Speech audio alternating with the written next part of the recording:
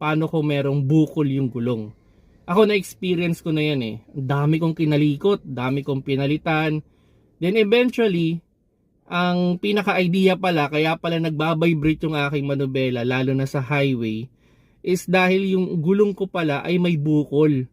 So, ang ano nun, yung gulong natin, pag tinanggal nyo yan, may makikita kayo na spot na mas upod. Tapos yung ibang spot niya, okay naman, pantay naman. Para meron kang, para meron, hindi siya literally na bukol eh.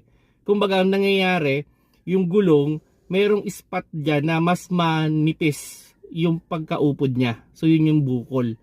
So, ang dami kong kinalikot that time.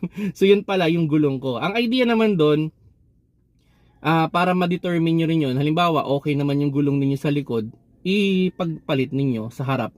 Pag nawala yung vibration, pwedeng may bukol yung gulong. So, kailangan nyo nang palitan yung inyong gulong.